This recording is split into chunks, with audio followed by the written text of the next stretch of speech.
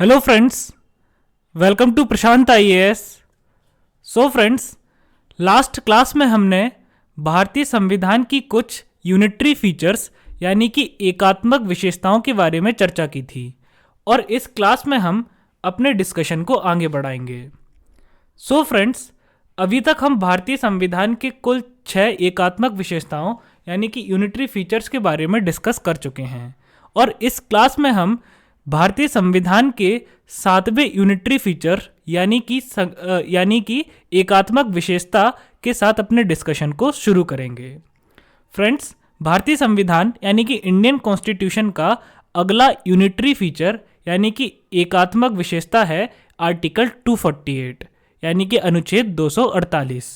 तो क्या है आर्टिकल 248 में? So friends, residuary powers of the law making belongs to parliament यानी कि विधि निर्माण की अवशिष्ट शक्तियां संसद में निहित हैं। तो क्या मतलब है इस बात का? सो फ्रेंड्स, अब हमारे लिए ये जान लेना आवश्यक है कि रेजिडुअरी पावर्स या अवशिष्ट शक्तियां क्या होती हैं। इन्हें हम रेजिडुअरी सब्जेक्ट्स या अवशिष्ट विषय भी कह सकते हैं। सो फ्रेंड्स, रेजिडुअरी सब्जेक्ट्स या अवशिष्ट विषय, जैसे कि फ्रेंड्स मैंने आपको बताया था कि भारत एक संघ है यानी कि इंडिया एक फेडरेशन है, तो केंद्र और राज्यों के बीच यानी कि सेंटर और स्टेट्स के बीच पावर का डिवीजन है यानी कि शक्तियों का बंटवारा है। तो इस शक्ति बंटवारे के लिए 3 लिस्ट्स हैं, यूनियन लिस्ट यानी कि संघ सूची, स्टेट लिस्ट यानी कि राज्य सूची और कंकरेंट लिस्ट यानी कि समवर्ती सूची। सो फ्रेंड्स, यूनियन लिस्ट के सब्जेक्ट्स पर यानी कि संघ सूची के विषयों पर देश की संसद कानून बना सकती है। राज्य सूची के विषयों पर राज्यों की विधानसभाएं यानी कि स्टेट की लेजिस्लेटिव असेंबलीज को कानून बनाने का अधिकार प्राप्त है। और कंकरेंट लिस्ट यानी कि समवर्ती सूची पर संसद भी और राज्य की विधानसभाएं भी दोनों कानून बना सकते हैं।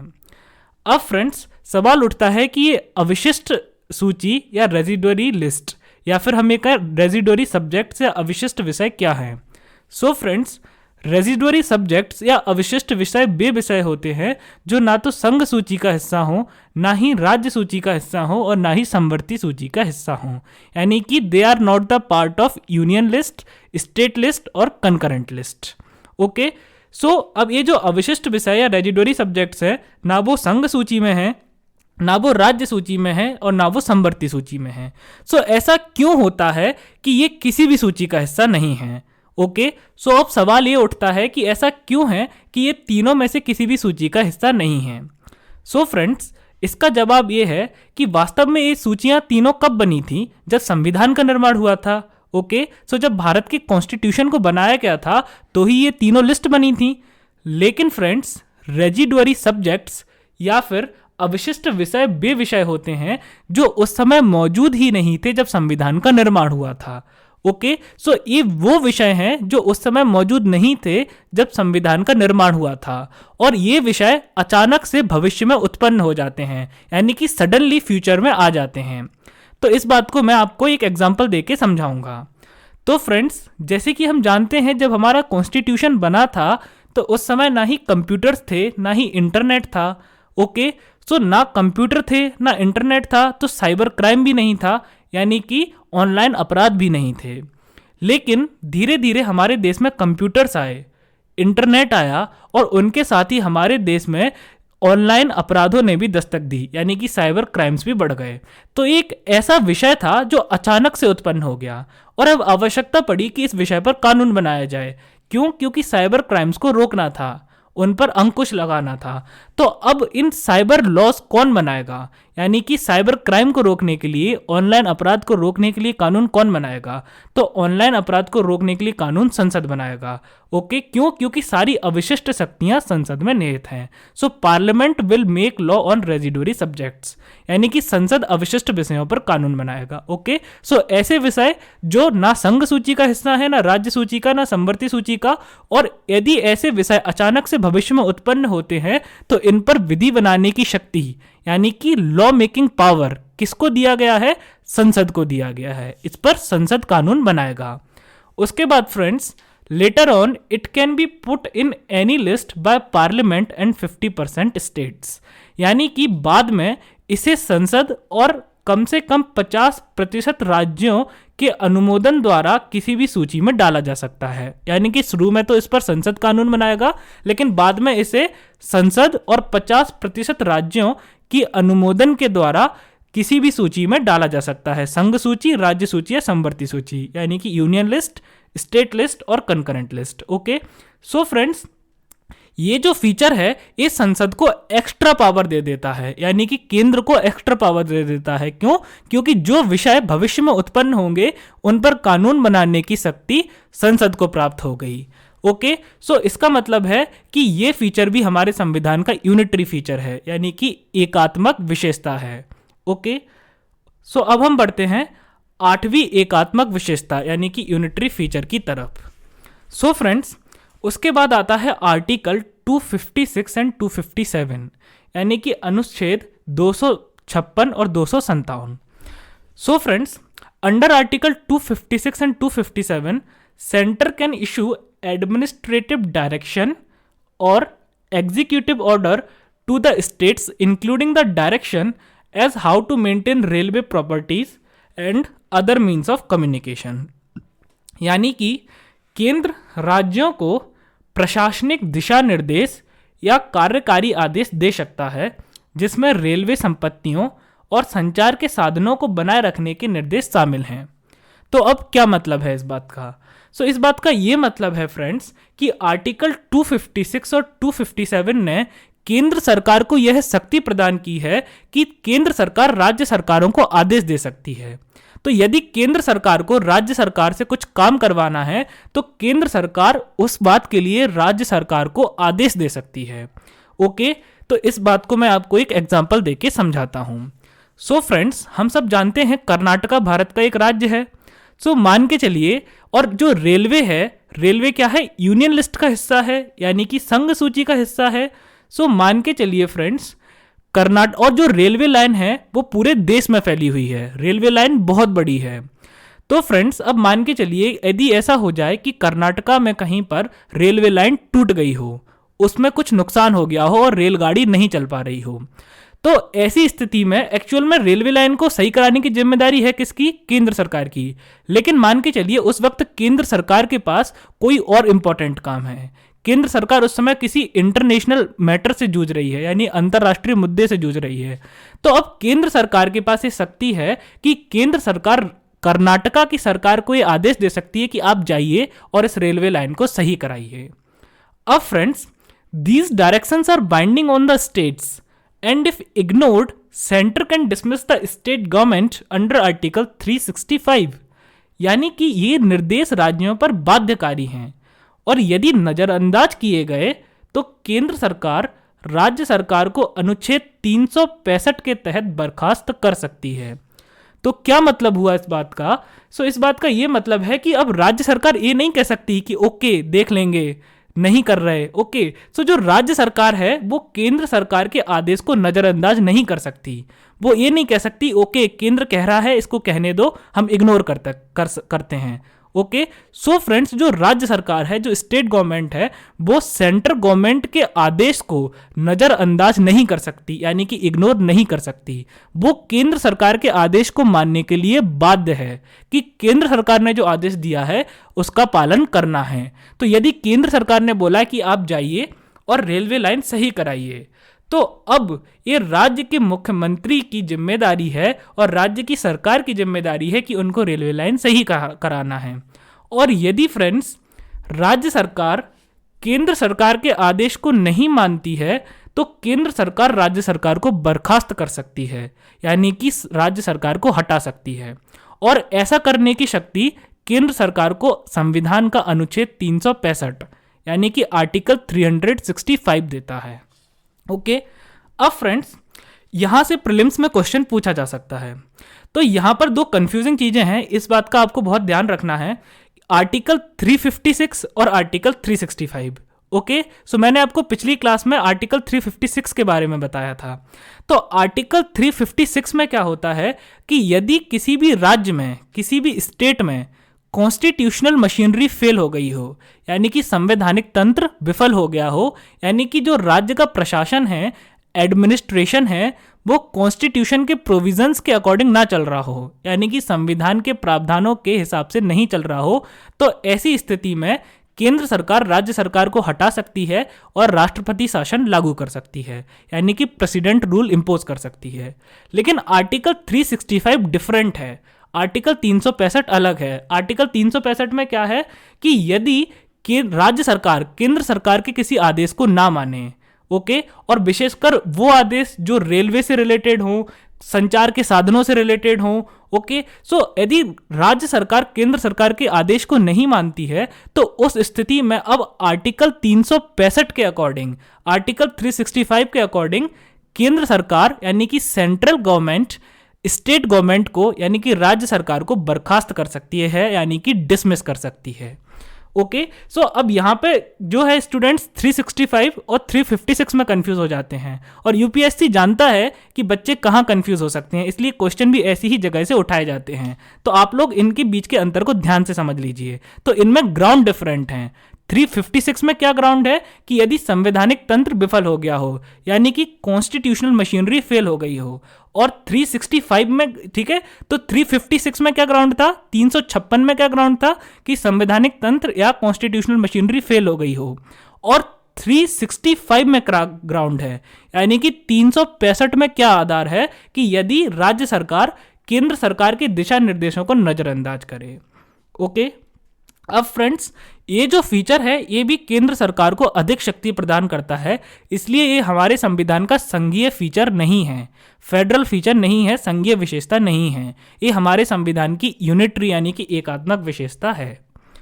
सो फ्रेंड्स, अब हम मूव करते हैं अपने संविधान की, अपने कॉन्स्टिट्यूशन की 9वीं एकात्मक विशेषता यानी कि यूनिटरी फीचर की तरफ। सो अब आता है आर्टिकल 155 यानी कि अनुच्छेद 155। सो क्या है अनुच्छेद 155? So friends, governor of a state is appointed by the president who holds his office during the pleasure of the president, यानी कि एक राज्य का राज्यपाल को राष्ट्रपति द्वारा नियुक्त किया जाता है जो राष्ट्रपति के प्रसाद पर्यंत पद धारण करता है। तो अब क्या मतलब है इस बात का? सो फ्रेंड्स, हम सभी जानते हैं कि भारत में बहुत सारे राज्य हैं यानी कि स्टेट्स हैं, जैसे कि एमपी, यूपी, बिहार, तेलंगाना, केरला, तमिलनाडु। अब जितने भी स्टेट्स हैं उन सभी का जो हेड होता है, उन सब का जो मुखिया होता है उसको राज्यपाल कहते हैं। जैसे कि हमारा भारत देश का जो मुखिया है, जो हेड है यानी कि जो संवैधानिक मुखिया है, जो कॉन्स्टिट्यूशनल हेड है, वो कौन है? भारत का राष्ट्रपति है यानी कि प्रेसिडेंट है। तो जिस प्रकार संपूर्ण भारत का मुखिया राष्ट्रपति है, बिल्कुल उसी प्रकार किसी भी राज्य का जो हेड होता है, जो मुखिया होता है, उसको राज्यपाल कहते हैं यानी कि गवर्नर कहते हैं। अब फ्रेंड्स, इस गवर्नर को नियुक्त कैसे किया जाता है? So governor of a state is appointed by the president, यानी कि किसी भी राज्य के राज्यपाल को राष्ट्रपति के द्वारा नियुक्त किया जाता है। ओके, सो राज्यपाल को नियुक्त करने की पावर किसके पास है? राष्ट्रपति के पास है। ओके, और ये जो राज्यपाल है यानी कि गवर्नर है, ये अपने पद पर राष्ट्रपति के प्रसाद पर्यंत तक रहता है, यानी कि जो राष्ट्रपति के प्रसाद पर्यंत तक अपने पद को धारण करता है, यानी कि he holds his office during the pleasure of the president. अब friends, pleasure of the president या प्रसाद पर्यंत तक पद धारण करता है का क्या मतलब है? इस बात का यह मतलब है कि राष्ट्रपति जब चाहे तब गवर्नर को हटा सकता है, प्रेसिडेंट जब चाहे तब राज्यपाल को हटा सकता है। प्रेसिडेंट को जब तक राज्यपाल का काम अच्छा लगेगा तब तक गवर्नर अपने पद पर रहेगा, और यदि प्रेसिडेंट राज्यपाल से नाराज हो जाता है, यदि राष्ट्रपति गवर्नर से किसी बात पर गुस्सा हो जाए या उसको उसका काम पसंद नहीं आए, तो बिना किसी कारण के भी राष्ट्रपति राज्यपाल को अपने पद से हटा सकता है। यानी कि जब तक राष्ट्रपति राज्यपाल से खुश रहेगा, जब तक प्रेसिडेंट गवर्नर से खुश रहेगा, तब तक गवर्नर अपने पद पर बना रहेगा। ओके, सो गवर्नर का जो पदावधि है उससे पहले भी राष्ट्रपति उसको हटा सकता है। गवर्नर की पदावधि यानी कि जो उसका ऑफिस का टर्म है उसके पूरे होने से पहले भी राष्ट्रपति इसको हटा सकता है यदि राष्ट्रपति उससे नाराज है। अब फ्रेंड्स, इससे क्या अर्थ निकाल सकते हैं? So governor comes under the influence of centre and by controlling the office of governor centre can influence state to a larger extent, यानी कि राज्यपाल केंद्र के सीधे प्रभाव में आ जाता है। क्यों? क्योंकि आप खुद सोचिए, यदि आप किसी पद पर हैं और कोई व्यक्ति आपके पास ये शक्ति है कि वो जब चाहे बिना कारण के आपको हटा सकता है, तो क्या आप उस व्यक्ति के प्रभाव में नहीं आएंगे? क्या आप उस व्यक्ति के प्रेशर में नहीं आएंगे? डेफिनेटली आपको हर वक्त ये डर होगा कि कहीं वो मुझसे नाराज ना हो जाए। यदि वो मुझसे नाराज हो गया तो वो मुझको हटा देगा। बिल्कुल उसी प्रकार से गवर्नर या राज्यपाल को हर वक्त ये डर होता है कि कहीं राष्ट्रपति मुझसे नाराज ना हो जाए। यदि राष्ट्रपति मुझसे नाराज हो गया तो वो मुझे हटा देगा।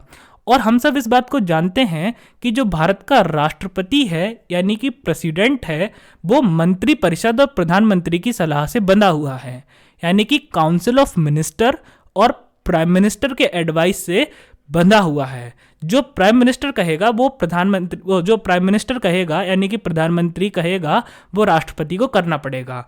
यानी कि हम ये कह सकते हैं कि इनडायरेक्टली राज्यपाल जो है, गवर्नर जो है, वो केंद्र सरकार की मुट्ठी में है, वो केंद्र सरकार के प्रभाव में है। और फ्रेंड्स, इस राज्यपाल को कंट्रोल करके, इस राज्यपाल को अपने नियंत्रण में करके केंद्र सरकार राज्य सरकार के प्रशासन को काफी हद तक प्रभावित कर सकती है। वो राज्य के प्रशासन में जो चाहे वो राज्यपाल से करवा सकती है। क्यों? क्योंकि राज्यपाल राज्य का हेड है। अब आप सोचिए, वो राज्य का हेड है तो वो कितना पावरफुल ऑफिसर होगा।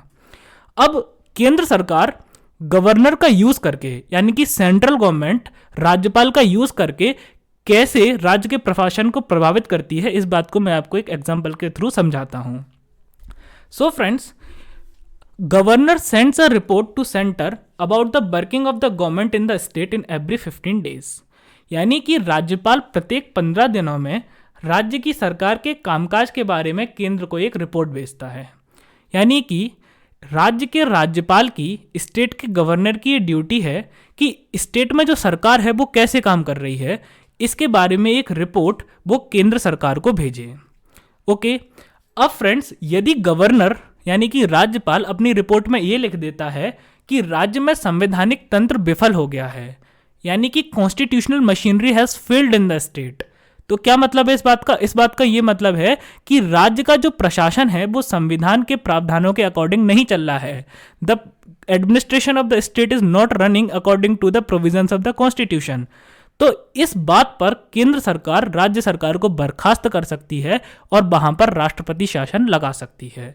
ओके, अब देखिए इसका मिसयूज कैसे होता है।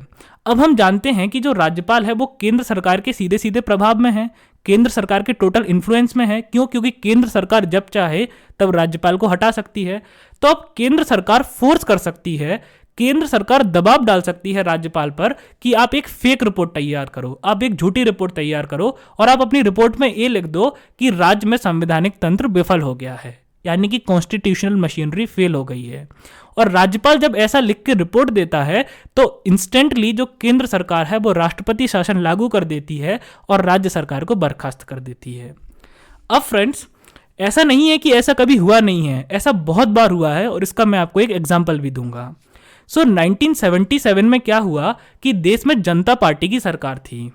अब ये जो जनता पार्टी है वो आज की भारतीय जनता पार्टी से बिल्कुल अलग है। बीजेपी अलग है और वो जनता पार्टी जो 1977 में थी वो बिल्कुल अलग थी। तो इनमें प्लीज कंफ्यूज मत होना, बीजेपी अलग है और जनता पार्टी अलग थी। जो जनता पार्टी थी 1977 में भारत में केंद्र में जनता पार्टी की सरकार थी और चूंकि उस समय कांग्रेस का बहुत बोलाबाला था तो सारे के सारे मतलब अधिकांश राज्यों में, सारे तो नहीं कह सकते हैं, अधिकांश राज्यों में कांग्रेस की सरकार थी। तो जनता पार्टी की सरकार ने क्या किया, गवर्नर की मदद से और दूसरे मतलब मेथड से भी 9 राज्यों में जहां पे कांग्रेस का शासन था, ऐसे 9 राज्यों में जहां पे कांग्रेस का शासन था वहां की सरकारों को बर्खास्त कर दिया और वहां पर राष्ट्रपति शासन लागू कर दिया, यानी कि प्रेसिडेंट रूल लगा दिया, गवर्नमेंट को डिसमिस कर दिया। उसके बाद फ्रेंड्स, जब वापस से कांग्रेस शासन में आई, यानी कि वापस से जब कांग्रेस सेंटर में आई तो कांग्रेस ने भी यही किया। तो कांग्रेस ने भी फिर एग्जैक्टली 9 स्टेट गवर्नमेंट्स को डिसमिस किया जहां पर जनता पार्टी का शासन था। तो अब आप खुद देख सकते हैं कि किस प्रकार से राज्यपाल का मिसयूज करके पॉलिटिक्स को खेला जाता है। उसके बाद फ्रेंड्स, और कैसे गवर्नर का यूज कर सकती है केंद्र सरकार। Governor sends any bill to parliament and governor can send any bill to president and president can turn it down. यानी कि राज्यपाल किसी भी विधेयक को राष्ट्रपति के पास भेज सकता है और राष्ट्रपति उसे अस्वीकार कर सकता है। ओके, सो राज्यपाल के पास ये पावर है, यानी कि गवर्नर के पास ये पावर है कि स्टेट की जो लेजिस्लेटिव असेंबली है यानी कि विधानसभा है, उसने जितने भी बिल पास किए हैं इंक्लूडिंग मनी बिल यानी कि धन विधेयक भी, उन सभी के सभी विधेयकों को वो राष्ट्रपति के पास भेज सकता है। ओके, और यदि राष्ट्रपति चाहे तो वो इन्हें बड़ी आसानी से अस्वीकार कर सकता है, यानी कि इन्हें टर्न डाउन कर सकता है। तो इस प्रकार से जो गवर्नर का पद है, गवर्नर की पद का मिसयूज करके भी केंद्र सरकार अपने आप को अधिक शक्तिशाली बना लेती है। तो ये फीचर भी हमारे संविधान का एक यूनिटरी यानी कि एकात्मक विशेषता है। सो फ्रेंड्स, अब हम बढ़ते हैं भारतीय संविधान के अगले यूनिटरी फीचर यानी कि एकात्मक विशेषता की तरफ। सो 10th यूनिटरी फीचर है कंट्रोलर एंड ऑडिटर जनरल, यानी कि भारत का नियंत्रक एवं महालेखा परीक्षक। सो फ्रेंड्स, कौन होता है ये कंट्रोलर एंड ऑडिटर जनरल यानी कि भारत का निरीक्षक एवं महालेखा परीक्षक? सो फ्रेंड्स, अब हम इस कंट्रोलर और ऑडिटर जनरल को शॉर्ट में कैग बोलेंगे। ओके, सो इसको हम शॉर्ट में CAG यानी कि कैग बुलाते हैं। ओके, सो फ्रेंड्स, होता कौन है ये या उसका काम क्या होता है? So CAG audits the accounts of union as well as the state governments, यानी कि कैग भारत सरकार तथा सभी राज्य सरकारों के खातों का लेखा परीक्षण करता है। सो फ्रेंड्स, अकाउंट के ऑडिट करने यानी कि लेखा परीक्षण करने से क्या मतलब है? सो क्या मतलब है इस बात का कि कैग भारत सरकार और सभी राज्य सरकारों के खातों का लेखा परीक्षण करता है। सो हम इस बात को समझने की कोशिश करते हैं।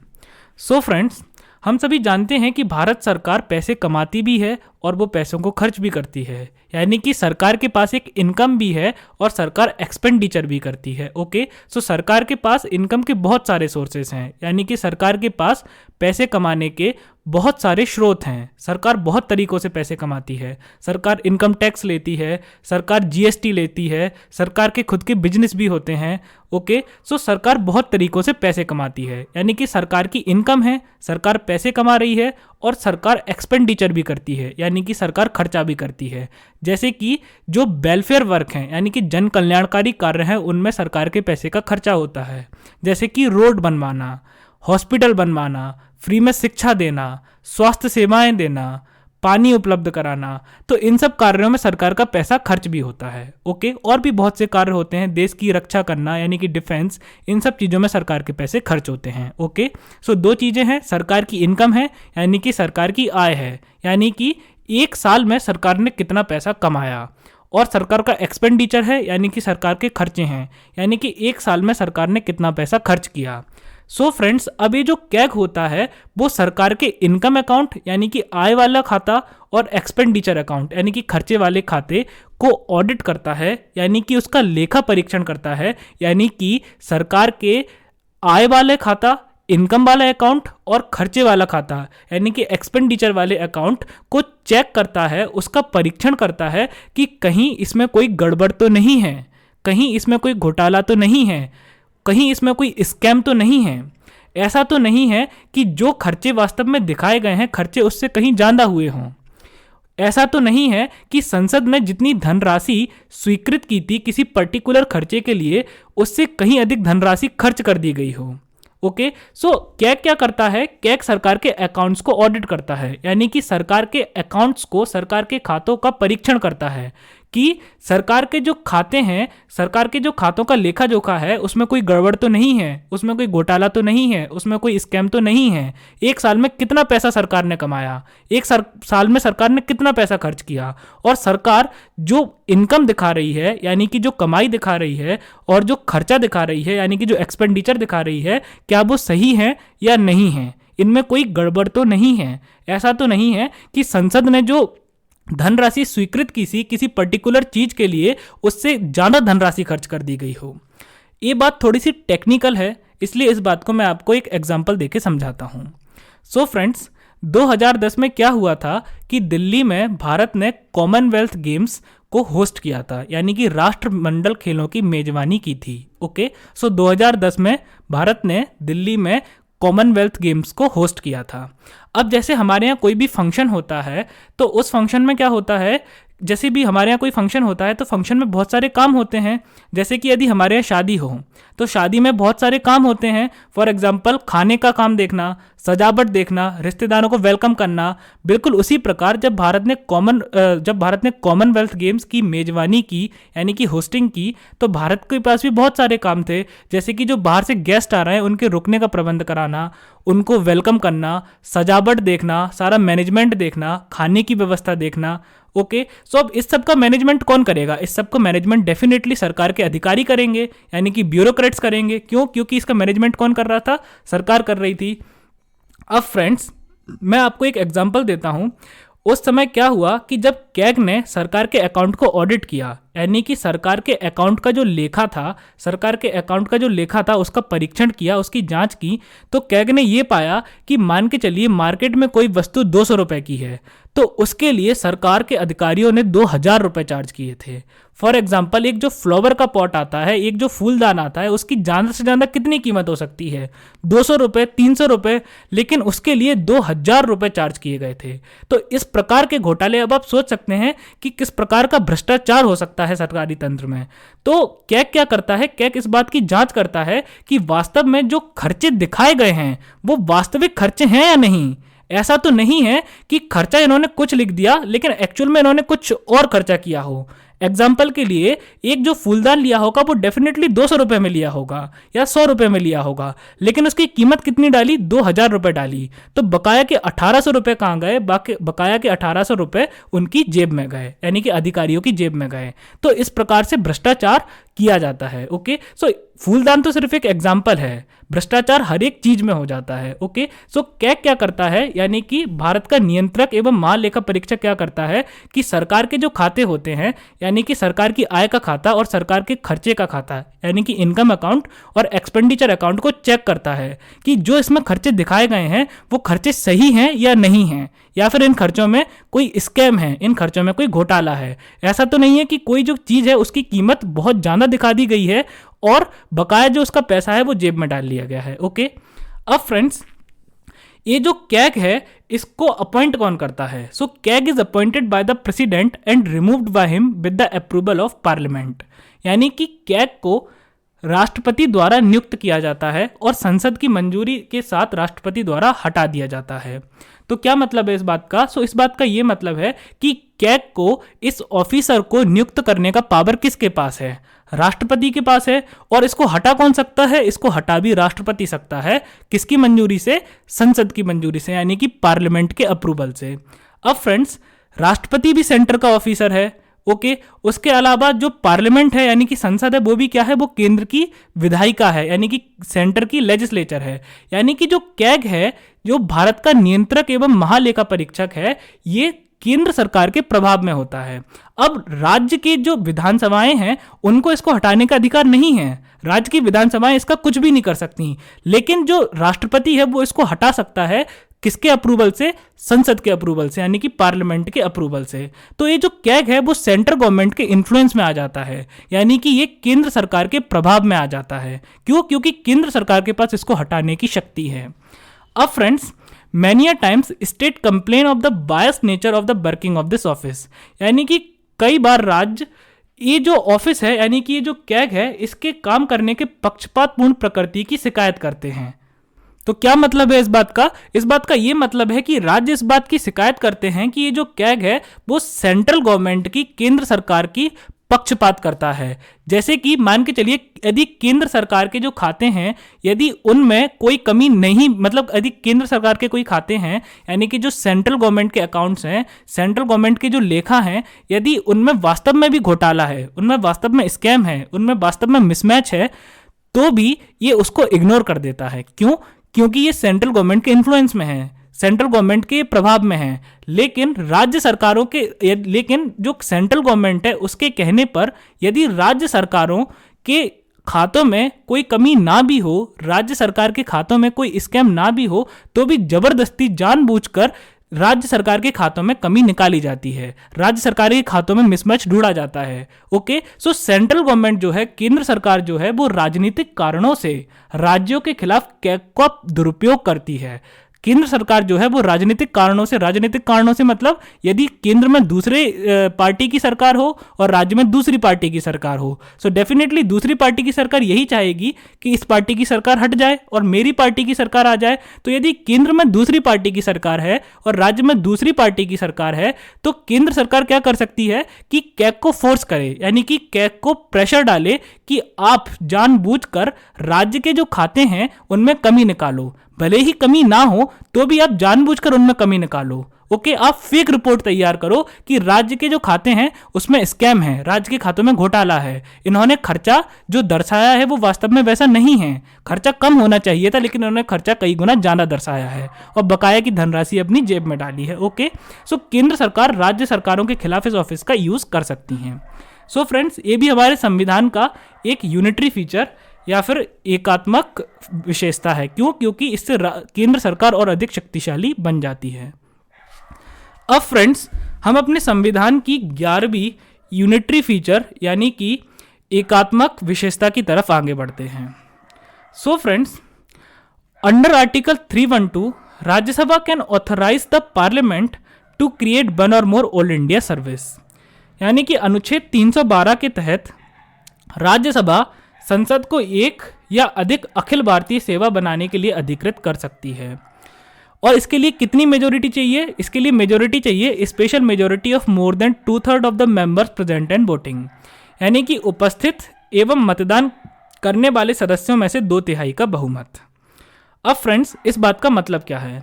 सो इस बात का ये मतलब है कि आर्टिकल 312 अनुच्छेद 312 राज्यसभा को यह पावर देता है कि राज्यसभा एक प्रस्ताव को पास करे, और यदि राज्यसभा एक प्रस्ताव को पास करके यह कह दे, मतलब यदि राज्यसभा एक प्रस्ताव को पास कर दे और राज्यसभा ये कह दे उस प्रस्ताव को पास करके कि कुछ और अखिल भारतीय सेवाओं की आवश्यकता है, यानी कि कुछ और ऑल इंडियन सर्विसेज की आवश्यकता है, तो संसद को एक या एक से अधिक ऑल इंडिया सर्विस यानी कि अखिल भारतीय सेवा बनाने का अधिकार मिल जाता है। ओके, सो क्या प्रोसेस है? सो इस प्रकार का जो रिजोल्यूशन है यानी कि इस प्रकार का जो प्रस्ताव है वो केवल राज्यसभा में ही पास कर दिया जाता है।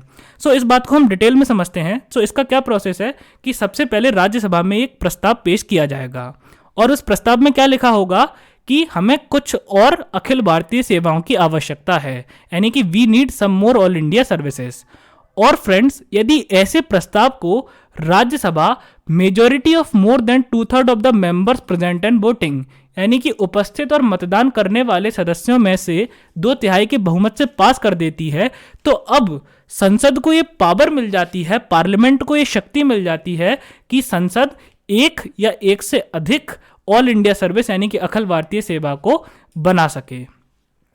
लेकिन फ्रेंड्स, इतना हमने डिस्कशन तो कर लिया, लेकिन सवाल ये उठता है कि ये ऑल इंडिया सर्विस है क्या, ये अखिल भारतीय सेवा है क्या?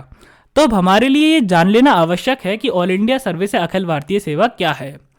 सो फ्रेंड्स, आपने सिविल सर्विसेज के बारे में सुना होगा और डेफिनेटली आप भी सबसे ही कहते होंगे कि हम सिविल सर्विसेज की तैयारी कर रहे हैं। सो ये सिविल सर्विसेज या सिविल सेवा एक्चुअल में होती क्या है? सो फ्रेंड्स, ब्रॉडली हम सिविल सर्विसेज या सिविल सेवा को 3 कैटेगरीज में बांट सकते हैं। Okay, we can broadly divide the civil services into 3 categories. सबसे पहले आते हैं सेंट्रल सिविल सर्वेंट्स, यानी कि केंद्रीय सिविल सेवक। उसके बाद आते हैं प्रोविंशियल सिविल सर्वेंट्स या फिर स्टेट सिविल सर्वेंट्स, यानी कि प्रांतीय सिविल सेवक या फिर राज्य के सिविल सेवक। और उसके बाद आते हैं तीसरी कैटेगरी है ऑल इंडिया सर्विसेज, यानी कि अखिल भारतीय सेवाएं। ओके, सो 3 कैटेगरीज हो गई। सेंट्रल सिविल सर्वेंट्स, तो ओवरऑल जो सिविल सर्विसेज है यानी कि सिविल सेवा है उसको 3 हिस्सों में बांटा गया। 3 हिस्सों में बांटा गया। सेंट्रल सिविल सर्विसेज यानी कि केंद्रीय सिविल सेवा, स्टेट सिविल सर्विसेज यानी कि राज्य सिविल सेवा, और ऑल इंडिया सर्विसेज यानी कि अखिल भारतीय सेवा। अब फ्रेंड्स, ये सेंट्रल सिविल सर्विसेज या केंद्रीय सिविल सेवा क्या होती है?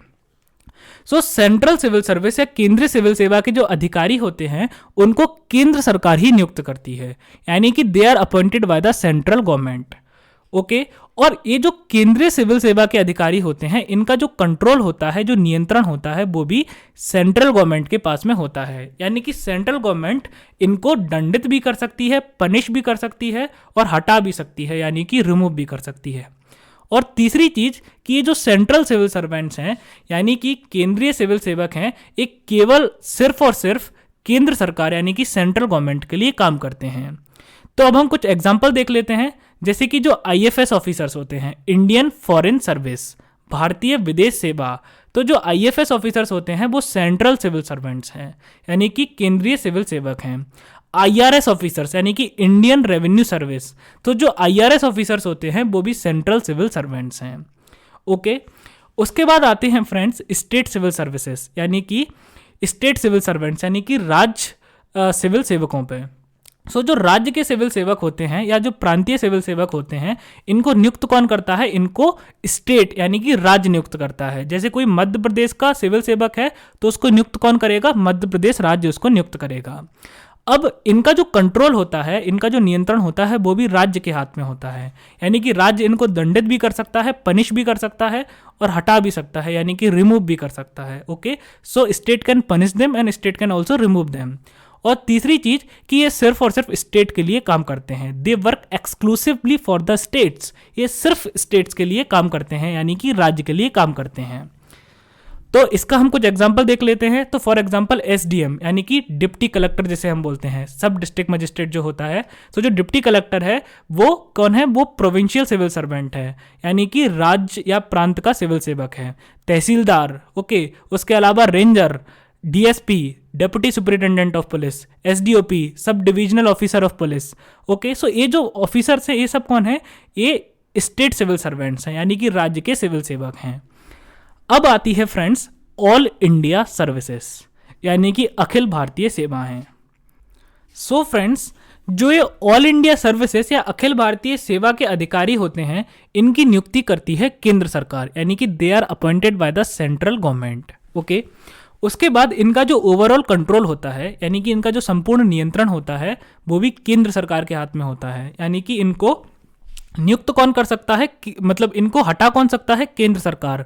इनको दंडित कौन कर सकता है? केंद्र सरकार, यानी कि central government can punish them and central government can also remove them. Okay, तो अभी तक ये दो बातें तो बहुत जनरल हैं कि इनकी नियुक्ति केंद्र सरकार ने की और इनको हटा भी केंद्र सरकार सकती है।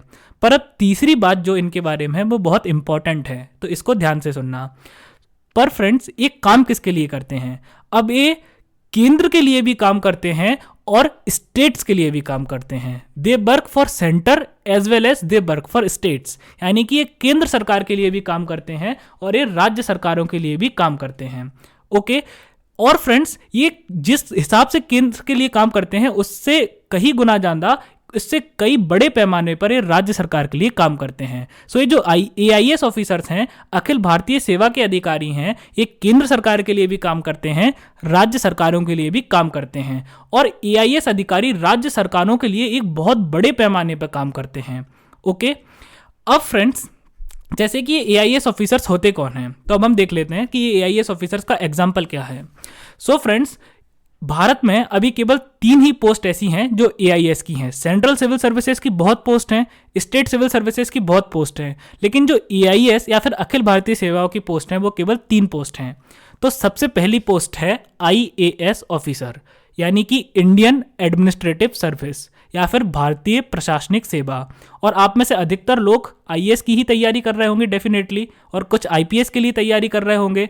तो जो सबसे पहली सर्विस आती है अखिल भारतीय सेवा में, AIS में, वो है IAS यानी कि इंडियन एडमिनिस्ट्रेटिव सर्विस, भारतीय प्रशासनिक सेवा। तो जब आप लोग IAS बन जाओगे तो आप एक्चुअल में अखिल भारतीय सेवा का हिस्सा बन जाओगे, यानी कि ऑल इंडिया सर्विस का हिस्सा बन जाओगे। आप सेंट्रल गवर्नमेंट के लिए भी काम करोगे, स्टेट गवर्नमेंट के लिए भी काम करोगे, लेकिन आपको अपॉइंट कौन करेगा? Central government. और आपको हटाने की शक्ति किसके पास होगी? सेंट्रल गवर्नमेंट के पास। स्टेट्स के पास आपको हटाने की शक्ति नहीं होगी, आपको हटाने की शक्ति सेंट्रल गवर्नमेंट के पास होगी। उसके बाद फ्रेंड्स, दूसरा पद आता है, यानी कि दूसरी पोस्ट है जो AIS का हिस्सा है, वो है IPS ऑफिसर्स, यानी कि इंडियन पुलिस सर्विस, भारतीय पुलिस सेवा। उसके बाद जो तीसरा पोजीशन आता है, तीसरा जो पोस्ट है जो AIS का हिस्सा है, वो है IFS ऑफिसर्स। और ये वाले IFS ऑफिसर्स हैं इंडियन फॉरेस्ट सर्विस, यानी कि भारतीय वन सेवा। सो IAS ऑफिसर्स यानी कि Indian administrative service, Indian police service यानी कि भारतीय पुलिस सेवा और इंडियन फॉरेस्ट सर्विस यानी कि भारतीय वन सेवा। ये जो तीनों ऑफिसर्स हैं ये एआईएस का हिस्सा होते हैं, यानी कि अखिल भारतीय सेवा का हिस्सा होते हैं। अब फ्रेंड्स देखते हैं कि सेंट्रल गवर्नमेंट इनका यूज कैसे करती है। तो फ्रेंड्स अब होता क्या है कि किसी भी स्टेट में, किसी भी राज्य में जो टॉप पोजीशंस होती हैं, जो सबसे क्रीम पद हैं, वो ये एआईएस सर्विस के अधिकारियों के पास होती हैं। जैसे कि कलेक्टर का पद किसके पास होता है? आईएएस के पास। कमिश्नर का पद किसके पास होता है? आईएएस के पास। ओके, जो राज्य के जितने भी विभाग हैं उनके सेक्रेटरियों का पद किसके पास होता है? आईएएस के पास। मंत्रालय में जितने भी सेक्रेटरिएट होते हैं, कोई भी सेक्रेटरिएट हो, उस सेक्रेटरिएट का हेड सेक्रेटरी कौन होता है? IAS officer. उसके अलावा जो प्रदेश का चीफ सेक्रेटरी होता है, वो चीफ सेक्रेटरी कौन होता है? Definitely IAS officer. उसके अलावा जो पुलिस का डीजीपी होता है यानी कि डायरेक्टर जनरल ऑफ पुलिस, वो कौन है? IPS officer. आईजी यानी कि इंस्पेक्टर जनरल कौन होता है? IPS officer. जो सुप्रिटेंडेंट ऑफ पुलिस है वो कौन होता है? IPS officer. यानी कि जितने भी क्रीम पद होते हैं किसी भी राज्य में, वो किसके कंट्रोल में होते हैं? आईएएस ऑफिसर, आईपीएस ऑफिसर और आईएफएस ऑफिसर्स के। और ये जो तीनों के तीनों ऑफिसर्स हैं वो एआईएस के हैं, यानी कि अखिल भारतीय सेवा से आए हुए हैं। यानी कि ये काम तो कर रहे हैं राज्य के लिए, लेकिन इनका कंट्रोल किसके हाथ में है? इनका कंट्रोल सेंटर के हाथ में है। Okay, so friends by controlling them means, so by controlling the officers of AIS, center can influence the state administration. So अब definitely इन सारे के सारे ऑफिसर्स का, यानी कि आईएएस ऑफिसर्स, आईपीएस ऑफिसर्स और आईएफएस ऑफिसर्स, इन तीनों का जो कंट्रोल है वो केंद्र सरकार के हाथ में है। तो अब केंद्र सरकार जो है वो इनको प्रेशराइज कर सकती है, इन पर दबाव बना सकती है। क्यों? क्योंकि इनको हटाना किसके हाथ में है? केंद्र सरकार के हाथ में। तो केंद्र सरकार इनको धमका सकती है, केंद्र सरकार इन पर दबाव बना सकती है और वो जो चाहे वो इन ऑफिसर से करवा सकती है। और इनके जरिए वो जैसे चाहे वैसे किसी भी राज्य के प्रशासन को, राज्य के एडमिनिस्ट्रेशन को अपने कंट्रोल में कर सकती है, उसको नियंत्रित कर सकती है, उसको प्रभावित कर सकती है। ओके, सो जो एआईएस है वो भी हमारे संविधान का यूनिटरी फीचर यानी कि एकात्मक विशेषता है। उसके बाद फ्रेंड्स अब हम बढ़ते हैं अगले फीचर की तरफ। सो फ्रेंड्स, किसी भी ट्रू फेडरल कंट्री यानी कि ऐसा देश जो वास्तविकता में फेडरल हो यानी कि संघीय हो, उसमें क्या होता है कि उसमें जो सेंट्रल लेजिस्लेचर है यानी कि केंद्र का विधानमंडल है, डेफिनेटली दो हाउसेस होते हैं, एक होता है लोअर हाउस और एक होता है अपर हाउस। जो लोअर हाउस है यानी कि निचला सदन है वो होता है हाउस ऑफ पीपल यानी कि लोगों का सदन, यानी कि उसमें उस देश के लोगों का प्रतिनिधित्व होता है। और जो अपर हाउस होता है यानी कि जो ऊपरी सदन होता है वो होता है काउंसिल ऑफ स्टेट्स, यानी कि वो सदन जो है वो राज्यों का सदन होता है। तो वो सदन क्यों बनाया जाता है? ताकि केंद्रीय विधानमंडल में सभी राज्यों का प्रतिनिधित्व पहुंच सके। ओके, तो जैसे कि यदि हम यूएसए का एग्जांपल लें, तो जो यूएसए की संसद, मतलब जो यूएसए की सेंट्रल लेजिस्लेचर है, यूएसए का जो संसद है उसका जो अपर हाउस है, यूएसए के पार्लियामेंट का जो अपर हाउस है उसको कहते हैं सीनेट। ठीक है, और सीनेट क्या है? सीनेट राज्यों का सदन है, यानी कि वो काउंसिल ऑफ स्टेट्स है, वो राज्यों का सदन है, यानी कि वो एक ऐसा सदन है जिसमें यूएसए के जितने भी राज्य हैं उन सारे के सारे राज्यों का प्रतिनिधित्व है। यानी कि वो एक ऐसा सदन है जो इन राज्यों के हित का प्रतिनिधित्व करता है। सो फ्रेंड्स, किसी भी ट्रू फेडरल कंट्री या वास्तविक संघीय देश में क्या होता है कि सभी राज्यों को समान महत्व या प्रतिनिधित्व दिया जाता है। All the states are given equal importance और रिप्रेजेंटेशन। जैसे कि इस बात को मैं एक एग्जांपल देके समझाता हूं। तो यूएसए का जो अपर हाउस है यानी कि ऊपरी सदन है वो कौन सा है? सीनेट। और जो अपर हाउस होता है वो क्या होता है? राज्यों का सदन होता है, यानी कि वो ऐसा सदन होता है जिसमें राज्यों का प्रतिनिधित्व हो, यानी कि ऐसा सदन जो राज्यों के हित के बारे में, जो राज्यों का हित केंद्र के सामने रखे। ओके, सो एक ऐसा सदन जिसमें राज्यों का प्रतिनिधित्व हो। तो जो सीनेट है, अब हम जानते हैं अमेरिका में कुल 50 राज्य हैं। अब वहां पर क्या सिस्टम है कि अमेरिका के हर राज्य से 2 मेंबर्स को चुना जाएगा, 2 मेंबर्स को इलेक्ट किया जाएगा और वो सीनेट का हिस्सा बनेंगे। ओके, सो क्या सिस्टम है कि अमेरिका के हर राज्य से 2 मेंबर्स को, 2 सदस्यों को चुना जाता है और हर राज्य से 2 सदस्य सीनेट का हिस्सा बनते हैं। अब किसी राज्य की जनसंख्या कितनी है इस बात का इससे कोई लेना देना नहीं है। जनसंख्या ज्यादा हो तो भी 2 सदस्य आएंगे, जनसंख्या कम हो तो भी दो सदस्य आएंगे। तो जैसे कि अमेरिका में 50 राज्य हैं और हर राज्य से 2 सदस्य आता है, तो अमेरिका के सीनेट की अधिकतम सदस्य संख्या होती है 100 सदस्य। तो अमेरिका के सीनेट में कितने सीनेटर्स होते हैं? 100 सीनेटर्स होते हैं। अब फ्रेंड्स हम देखते हैं भारत में क्या सिस्टम है। भारत में है unequal representation of states in the council of states depending on the population of the states, यानी कि राज्यों की जनसंख्या के आधार पर राज्यों की परिषद में राज्यों का असमान प्रतिनिधित्व। तो क्या मतलब है इस बात का?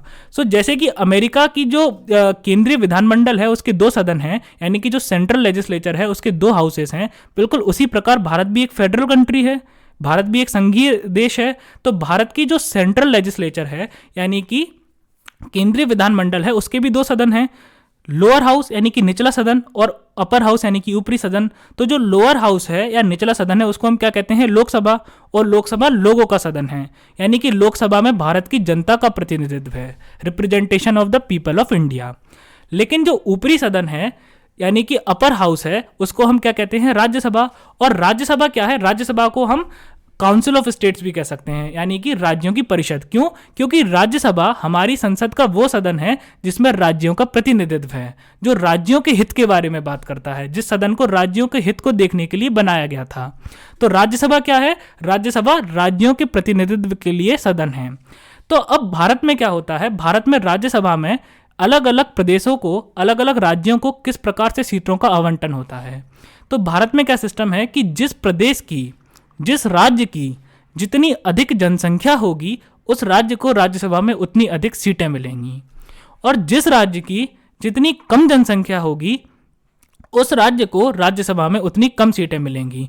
यानी कि जितनी आपकी जनसंख्या उतनी आपको सीट है। आपके पास ज़्यादा जनसंख्या है तो आपको ज़्यादा सीट मिलेगी, कम जनसंख्या है तो आपको कम सीट मिलेगी।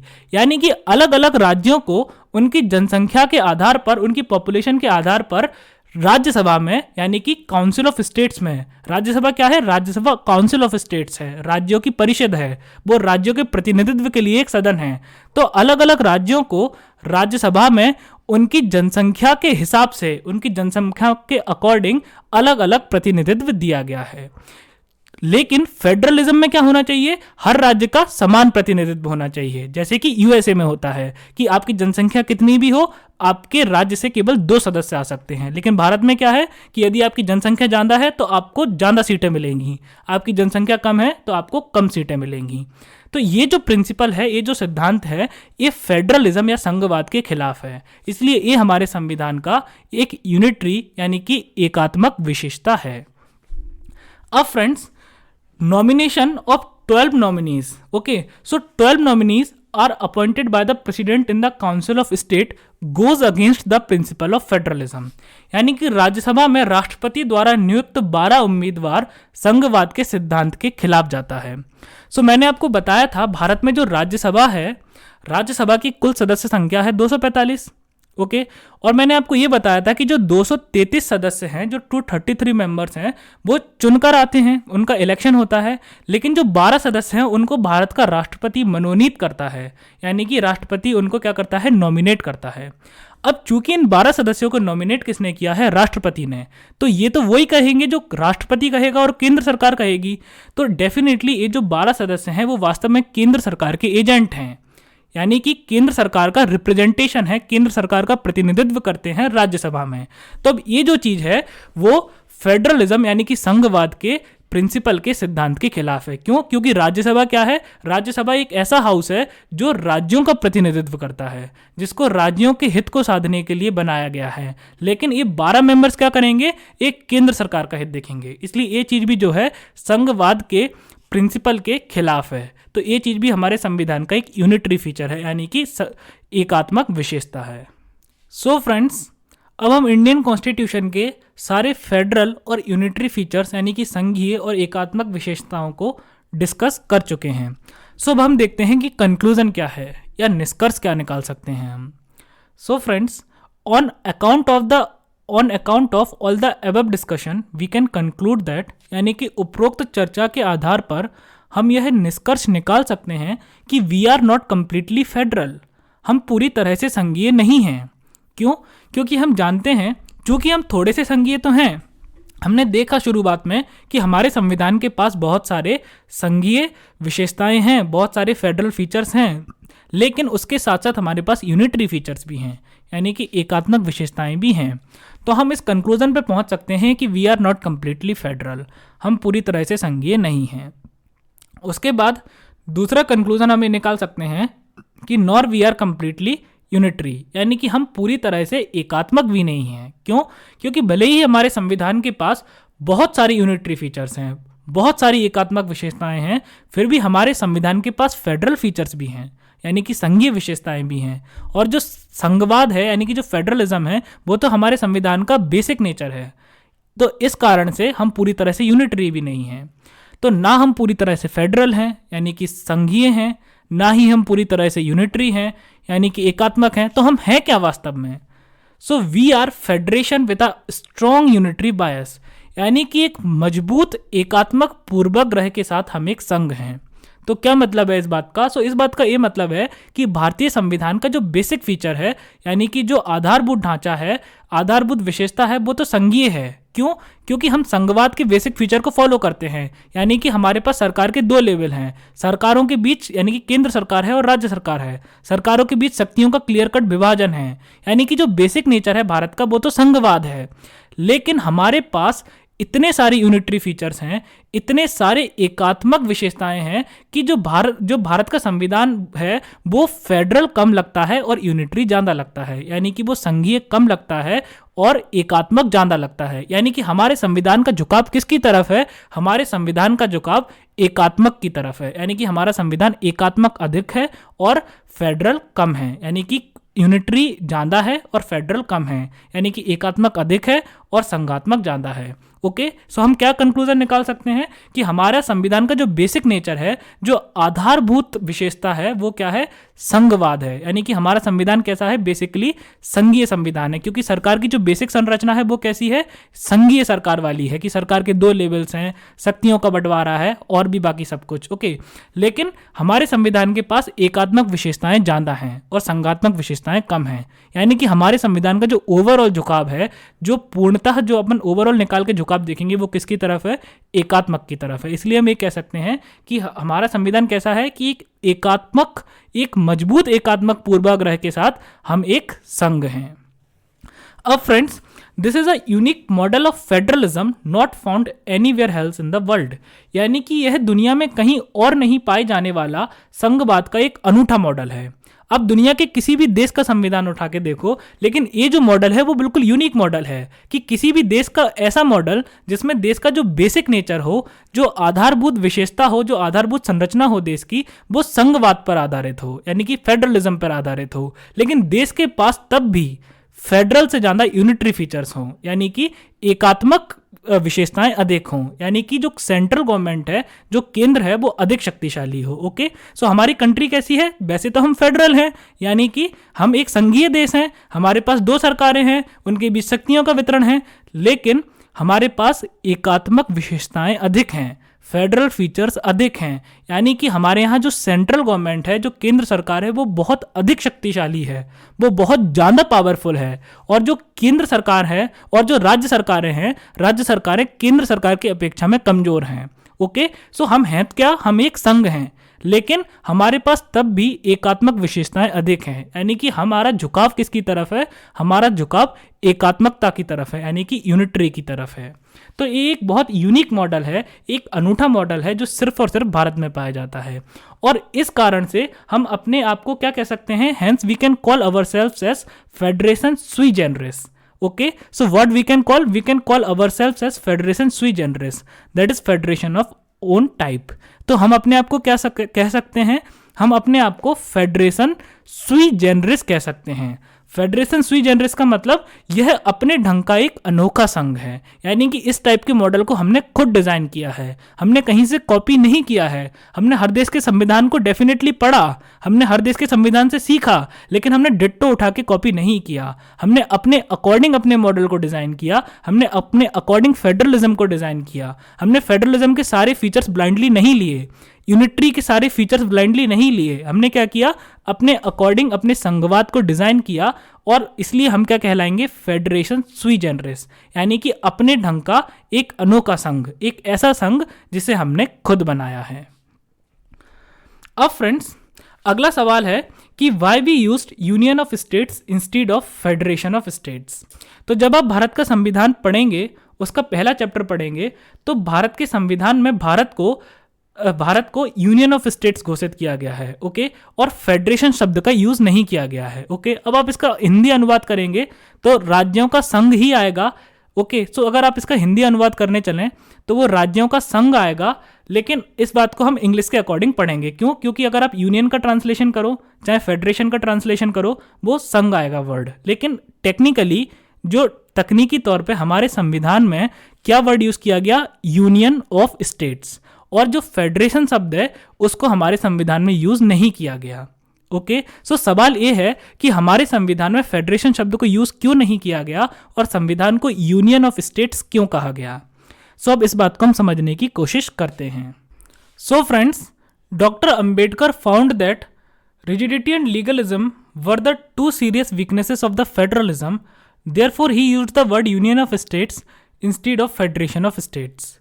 यानी कि डॉक्टर भीमराव अंबेडकर, जो कि हमारे संविधान के पिता हैं, उन्होंने क्या पाया कि कठोरता और विधि परायणता संघवाद की दो गंभीर कमजोरियां हैं, और इसलिए उन्होंने फेडरेशन ऑफ स्टेट्स की बजाय यूनियन ऑफ स्टेट्स शब्द का इस्तेमाल किया, ओके। सो डॉक्टर अंबेडकर ने क्या पाया कि किसी भी संघवाद की यानी कि फेडरलिज्म की दो सबसे इंपॉर्टेंट यानी कि जो सबसे गंभीर कमजोरियां क्या हैं, दो सीरियस वीकनेसेस क्या हैं कि लीगलिज्म एंड रिजिडिटी, यानी कि कठोरता एवं विधि परायण था। और इस कारण से उन्होंने इस बात को अवॉइड किया कि हम फेडरेशन वर्ड का यूज करें, और इस कारण से संविधान में फेडरेशन शब्द का यूज नहीं किया गया। तो उन्होंने फेडरेशन ऑफ स्टेट्स की जगह क्या शब्द यूज किया, यूनियन ऑफ स्टेट्स। अब क्या मतलब है कठोरता और विधि परायणता का?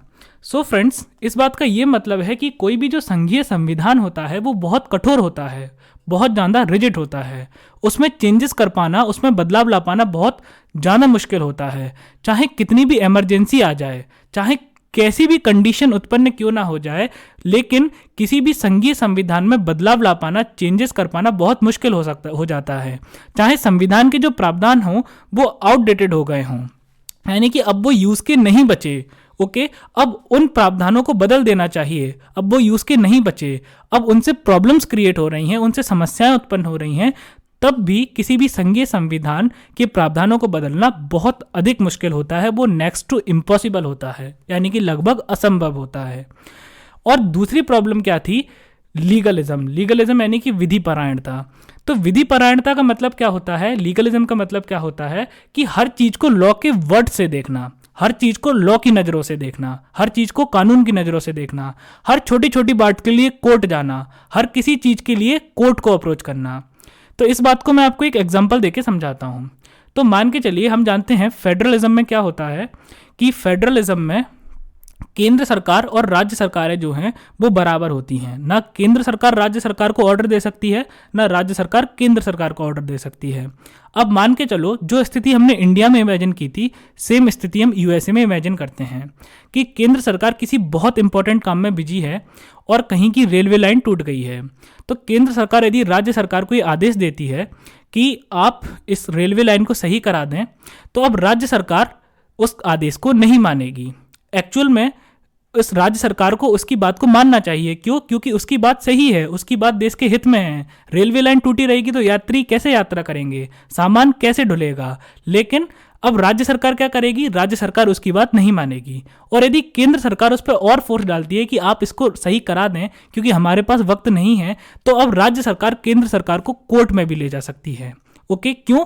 क्योंकि आपने हमको आदेश कैसे दिया, हम तो बराबर हैं, आप हमसे बड़े नहीं, हम आपसे बड़े नहीं, आप और हम बराबर हैं, हमारे पास बराबर शक्तियां हैं, हम दोनों को सेम संविधान ने शक्तियां दी हैं, तो आपने हमें ऑर्डर किस प्रकार से दिया। तो सिर्फ इतनी सी बात पे राज्य सरकार केंद्र सरकार को कोर्ट ले जा सकती है। ओके, सो लीगलिज्म या विधि परायणता का मतलब क्या होता है कि टोटली लॉ पे डिपेंड हो जाना, टोटली विधि पे डिपेंड हो जाना, हर चीज को लॉ की नजरों से देखना, हर चीज को विधि की नजरों से देखना, हर छोटी छोटी बात के लिए कोर्ट पहुंच जाना।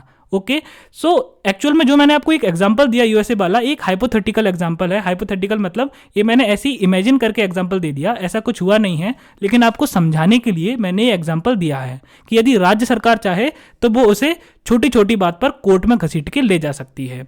तो डॉक्टर अंबेडकर नहीं चाहते थे कि ऐसा कुछ भी हो, कि हमारे देश का संविधान ऐसा हो कि आवश्यकता पड़ने पर भी उसमें चेंज नहीं किए जा सकें। हमारे संविधान, देश का संविधान ऐसा हो जिसमें हर छोटी छोटी बात को कोर्ट में ले जाया जाए, है ना। तो ऐसा डॉक्टर अंबेडकर नहीं चाहते थे, इसलिए उन्होंने संविधान में फेडरेशन वर्ड का यूज ही नहीं किया। किस वर्ड का यूज किया गया? Union of states. अब फ्रेंड्स, यूनियन ऑफ स्टेट्स शब्द के यूज करने का और क्या क्या सिग्निफिकेंस है? So friends, in India states got no permanent identity, only India as a union is permanently identifiable. यानी कि भारत में राज्यों की कोई स्थायी पहचान नहीं है, केवल भारत यानी कि संघ की पहचान स्थायी है। तो क्या मतलब है इस बात का? सो फ्रेंड्स, जैसे कि मैंने आपको बताया था कि संविधान के अनुच्छेद 3 यानी कि आर्टिकल 3 के अकॉर्डिंग संसद को यह अधिकार प्राप्त है कि वो किसी भी राज्य का एरिया यानी कि क्षेत्र, बाउंड्री यानी कि सीमा, और नाम यानी कि नेम को चेंज कर सकता है। यानी कि यदि संसद चाहे तो वो किसी राज्य की बाउंड्री को बढ़ा भी सकता है, घटा भी सकता है, उसके एरिया को बढ़ा सकता है, घटा सकता है, उसका नाम कुछ भी रख सकता है बदल के, राज्य की मर्जी हो ना हो। उस राज्य के 10 टुकड़े कर सकता है, 2 राज्यों को मिला के एक राज्य बना सकता है। यानी कि किसी भी राज्य का जो जीवन है वो किसकी दया पर निर्भर है? संसद की दया पर निर्भर है। तो जिस दिन संसद चाहेगा उस दिन वो राज्य के जीवन को खत्म कर सकता है। यानी कि राज्य को जब जीवन का अधिकार ही नहीं है, यानी कि जब स्टेट को एग्जिस्ट करने का ही अधिकार नहीं है, तो फिर हम इसको किस प्रकार कह सकते हैं कि ये क्या है? ये क्या है? ट्रू फेडरेशन है, यानी कि वास्तविकता में संघीय देश है ना। तो हमने संघवाद वर्ड का यूज ही नहीं किया। सो वास्तव में कॉन्स्टिट्यूशन में फेडरलिज्म वर्ड का यूज ही नहीं किया गया। सो फेडरलिज्म वर्ड का यूज क्यों नहीं किया गया और फेडरलिज्म की जगह यूनियन वर्ड का यूज क्यों किया गया? ताकि हमारे कॉन्स्टिट्यूशन में रिजिडिटी और लीगलिज्म ना रहे, कठोरता और विधि परायणता ना रहे। ओके, सो इस बात का क्या सिग्निफिकेंस है? इस बात का ये भी सिग्निफिकेंस है कि भारत में जो राज्य हैं, जो स्टेट्स हैं, उनकी कोई परमानेंट आइडेंटिटी नहीं है, यानी कि उनकी कोई स्थायी पहचान नहीं है। संसद जब चाहे तब उनके जीवन को खत्म कर सकता है। संसद जब चाहे तब एक राज्य में से 10 राज्यों को बना सकता है। ये संसद की पावर है। ओके, सो केवल इंडिया की आइडेंटिटी परमानेंट है कि इंडिया जो है वो इंडिया हमेशा रहेगा, इंडिया कभी खत्म नहीं होगा, इंडिया अखंड है। ओके, सो इंडिया की आइडेंटिटी परमानेंट है कि इंडिया हमेशा रहेगा, भारत हमेशा रहेगा। लेकिन राज्यों की आइडेंटिटी परमानेंट नहीं है। आज जो कोई भी राज्य है, हो सकता कल को वो ना रहे, हो सकता कल उसमें से 10 राज्य बन जाएं। यानी कि किसी भी राज्य की जो आइडेंटिटी है वो परमानेंट या स्थायी नहीं है। केवल भारत की आइडेंटिटी परमानेंट है, यानी कि भारत हमेशा रहेगा, लेकिन राज्य हमेशा रहेंगे इस बात की कोई गारंटी नहीं है। उसके बाद states can not assert themselves beyond a point in front of centre as it can go against the interest of the India. यानी कि राज्य केंद्र के सामने अपनी बात को एक सीमा तक ही रख सकते हैं, क्योंकि यह भारत के हित के खिलाफ जा सकता है। ओके, सो क्या मतलब है इस बात का? सो फ्रेंड्स, चूंकि अब हम यूनियन ऑफ स्टेट्स हैं, हम फेडरेशन ऑफ स्टेट्स नहीं हैं। हम क्या हैं? हम फेडरेशन नहीं हैं, हम यूनियन है। ओके, हम फेडरेशन ऑफ स्टेट नहीं है, हम यूनियन ऑफ स्टेट हैं। सो इस बात का ये भी सिग्निफिकेंस है कि जो स्टेट्स हैं, जो राज्य हैं, वो एक सीमा तक ही सिर्फ राज्यों के सामने, वो सिर्फ एक सीमा तक ही केंद्र सरकार के सामने बार्गेन कर सकते हैं। वो सिर्फ एक सीमा तक ही अपनी बात को केंद्र सरकार के सामने रख सकते हैं, और यदि एक बार केंद्र सरकार ने मना कर दिया तो फिर वो केंद्र सरकार के सामने बार बार उस बात को नहीं रख सकते। तो इस बात को मैं आपको और अच्छे से एक्सप्लेन करता हूँ। तो जैसे कि मैंने आपको पिछली क्लासेस में भी बताया था कि भारत में जो स्टेट्स हैं, मतलब राज्य हैं, वो बहुत ज़्यादा नोटोरियस हैं, बहुत ज़्यादा शरारती हैं। वो लोग आपस में लड़ते हैं, वो लोग कल्चर के लिए लड़ते हैं, भाषा के लिए लड़ते हैं और छोटी छोटी बातों पे लड़ते हैं।